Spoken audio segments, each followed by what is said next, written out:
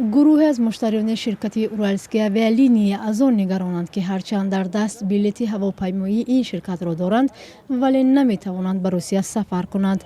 به گفته آنها پروازشان باید طبق جدول چند روز قبل انجام میشد. دیشب ایرپورت رفتیم، ایرپورت گفت زدن که مقصد جو پر شدگی است. ما خواسته که به قید مونیم دوشنبه ورونیش. گفتیم چه خیلی جو پر شدگی است که ما البته بلیط داریم، بعضی آدم گفتن که بلیط شما فروخته شدگی، جای شما دیگه آدم رفته.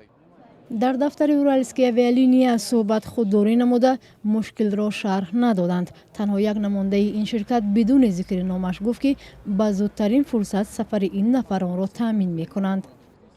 اما مشتریان شرکت از آنکه مسئولان را ساعتها بازپشتی در انتظارند به چنین وعده ها باور ندارند. ما امروز اومدیم اورالسک کمپانی ما را مقصد پاسخ داد که ما چیکار کردن دکتر از سرم داشتیم تو با ما یگان پاسخی انیق ندادن که شما میرین یا نه. نگرانی دیگری ساکنان این است که با تغییر یافتن جدول پرواز نمایندگان شرکت آنها را در جریان نمیگذارند. رفتیم ساعت 2 شام همونجا شدم. اونجا ما ساعت 2 شدم باید ساعت 3 پرواز با چیز میشه. اما رفتم میگه اونجا 2 ساعت پیش میگه پرواز میگه پرید رفت میگه. در بلیط شما چی پیش بینی شده؟ در بلیط ما اینا پیش بینی نمی چیزی که هست اینا مثلا ساعت یک شب داد چی سرچگاه 3 پرواز میشه. اما میگه 2 ساعت پیش میگه پرواز تو میگه پرید. باز اینجا دور اومدم این میگه که شما میگه اونجا وای نداره میگه ولی چی ده برای میگه دایرکتور ده برای میگه که چی میگه گفتن که تو چی کردی اپازات کردیم چی مثلا تو ساعت 3 ما وقت داریم که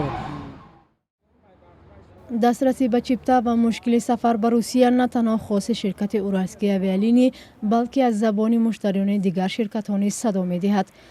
نبود بلیط تا 2 ماه دیگر و گرانی آن از مسئله هایی است که باعث ناراحتی کارجویان تاجیک شده است. شکایت ساکنان در حالی است که هفته گذشته در آژانسی اویاسیون شهروندی تاجیکستان تاکید نمودند که وضع در بازار بلیط فروشی و شرایط سفر ساکنان به روسیه نسبت به روزهای پیش بهتر شده است. نرخ رسمی بلیط پرواز منتظم به روسیه بیش از 4000 سومانی و پرواز چارتری نه بیشتر از 8500 سومانی پیش بینی شده است. ساکنان میگویند با چنین نرخ نمیتوانند در فرصت‌های نزدیک بلیط دسترس کنند.